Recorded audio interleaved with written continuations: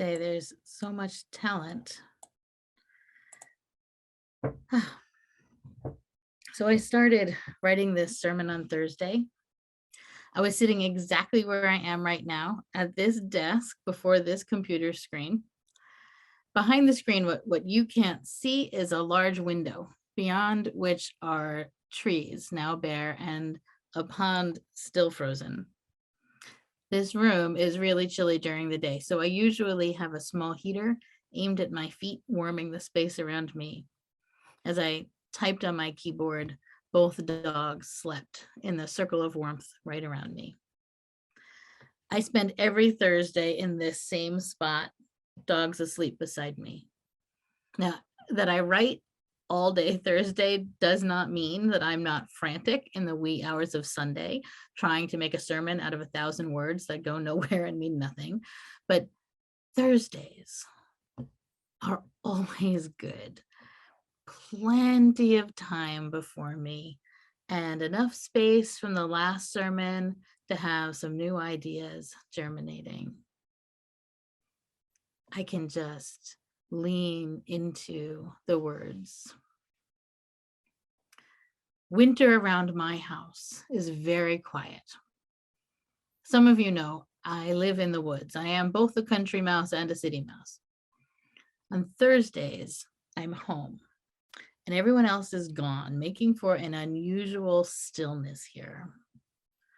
Around me, all the leaves are down, which means I can see for quite a distance through the trees outside this window. In summer, the woods are lush and active with squirrels and chipmunks, deers, groundhogs, dozens of species of birds, including pheasants and turkeys, owls, hawks, heron, all making a ruckus. In the winter, everyone has gone to sleep. All is quiet and still and clear. Every January, I step away from social media too. I love Facebook and Twitter. I think they are the tools we're going to use to change the world. But for at least a month, and this year it's 7 weeks, I just let the voices go silent. I enjoy all of the 2,000 friends I have in my news feed, each saying things that are meaningful or funny or informative, each in offering me some window into who they really are, which includes a lot of you. But in the winter, I just shut that door so I can hear my own voice and the voices of the people who are right in front of me. I can pay attention to the voices of the wind and the trees. I am very ready for the warm weather to return. Getting back outside will be a relief, but there's an emptying that happens in the winter, a clearing out that provides the respite needed to get back into the busyness of spring.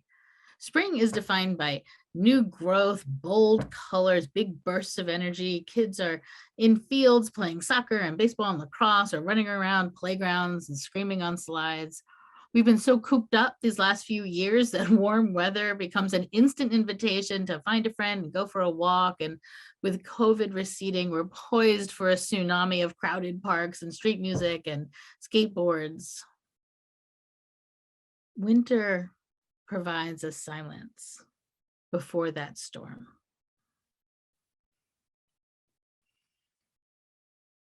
There are two spiritual practices this transition time always brings to mind. The cataphatic, also called the via positiva, and the apophatic, also called the via negativa. The cataphatic path, the path of the positive, is the one that has much. It begins with descriptions of God, defining and explaining the divine, talking about all the ways God is good and powerful and present. The cataphatic path might have music and elaborate ritual, incense and readings.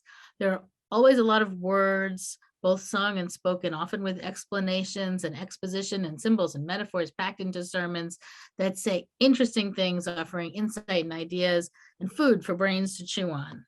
The via positiva is what I call the path of stuff. Apophatic spirituality, or the via negativa, is the opposite. It's the spiritual path of emptiness. Nothing. silence. God is in the void, indescribable. It's a whisper. The Quakers share an apophatic spiritual practice when they join together in silence on Sundays. Those who sit as a Zen practice are also on an apophatic path. Sitting, being, listening. It's a spirituality of desolation, calling us into the barren wilderness where we can rest unassaulted. Christmas feels like the ultimate time for cataphatic spirituality. There is so much. This last year, Hanukkah and Christmas weren't even simultaneous or even that close together, which gave us even more time for more ritual and words, symbols, traditions. Right? We just spread it out from like late November all the way through. And I'm not just talking about, intentional religious practices. Our shared national spirituality includes the constant playing of music, gathering of people, even during COVID times, the added decorating found in every public and most private spaces. It's a lot of stuff. And then comes January, the time we shift into an apophatic pattern of quiet. Ice and cold conspire to keep us still, to move us indoors. The world gets smaller as outside space is less welcoming, and we live that way until the thaw of March or April. The path of apophatic simplicity feels very natural in winter. It's a gift of earth. It's the breath we take between the frolic of the holiday season and the new growth of the springtime. It's an opportunity to renew our spirits through an emptying. We do not live in an age of simplicity. I'd actually venture to say we live in an age of complexity. Nothing seems easy. Costs are rising as quality of life is falling. Economic disparities are increasing faster than we can track. There's a cultural expectation not to talk about the stress of paying bills or the constant worry of increasing debt. Simplicity is really a gift of economic privilege.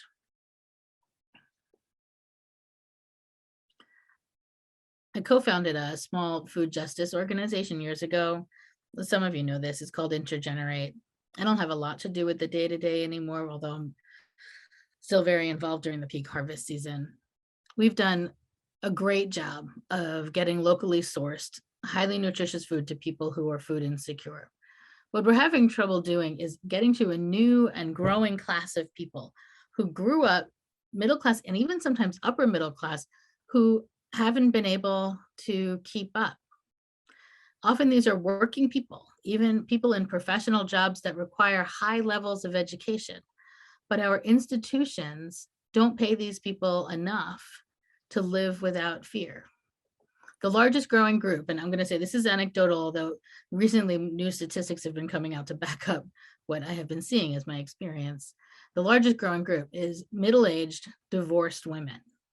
Women who weren't the primary breadwinners in their families, who found themselves alone with jobs that can't support the homes they live in, who can't sell because they owe so much in back taxes or double mortgages that selling won't solve any problems.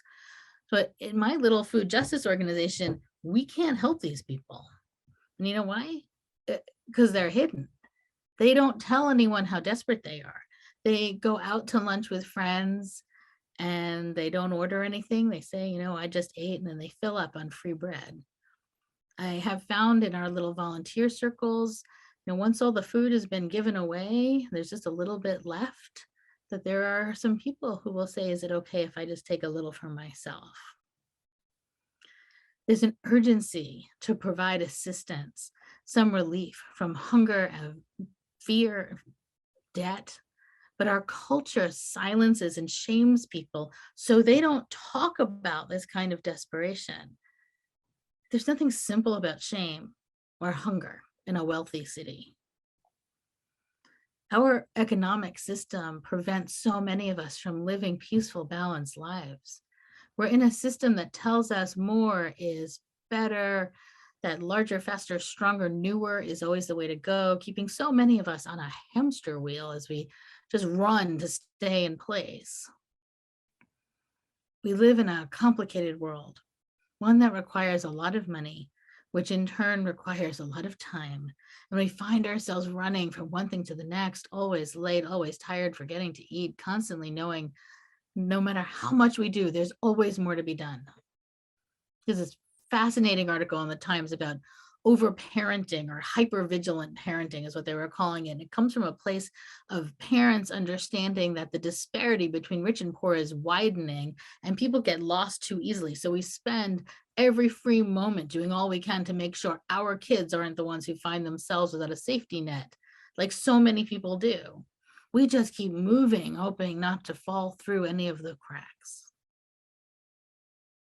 And at the same time, we're seeing historically low rates of volunteerism across the country, with donations to small nonprofits at levels not seen since the Depression, if ever.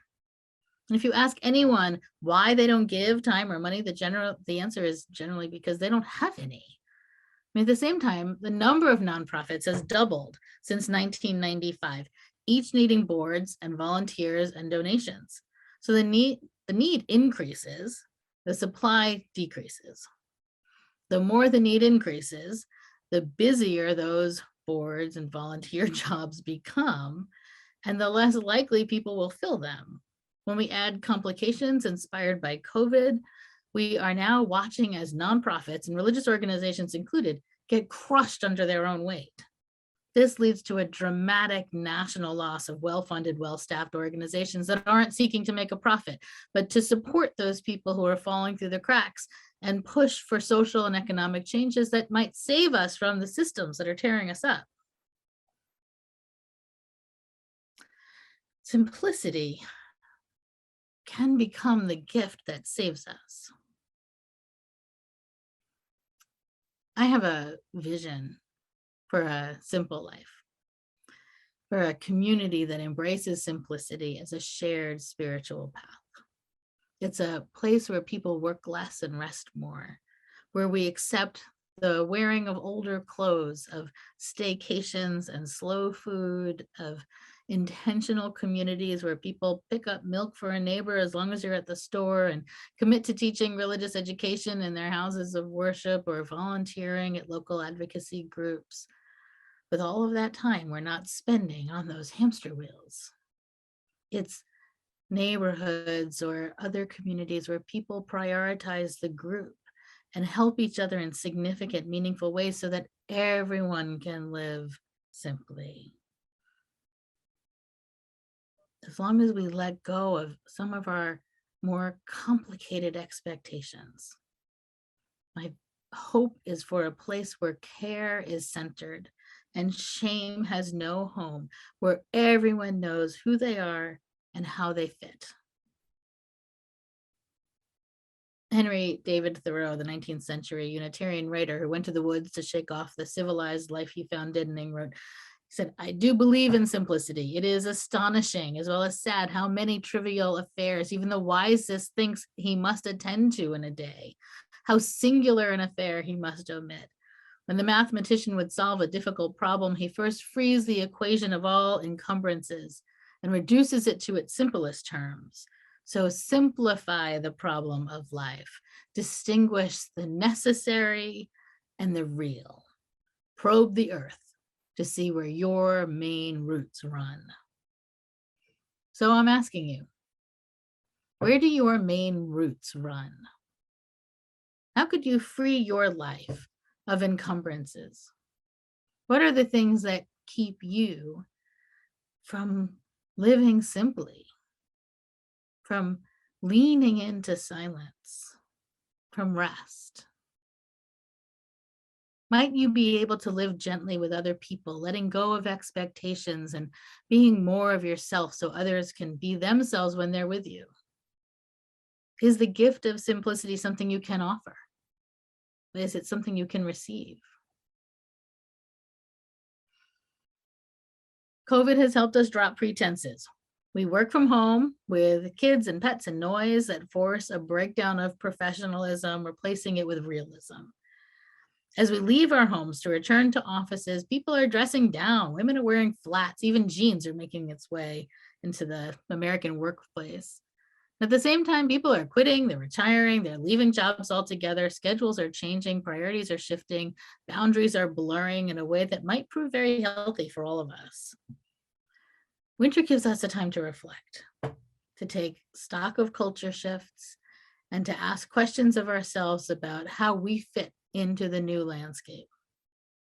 The riot of spring isn't far away with all her movement and noise, but it's still winter, a time to downshift, to get quiet, to turn down the volume, releasing ourselves from other people's expectations. This is the season for an apophatic spiritual path. Listening to the wind, sitting still, waiting for whispers from the trees. I'm going to find my main roots, move away from scattered shallowness, distinguishing the necessary and the real. I invite you to join me. Till by turning we come.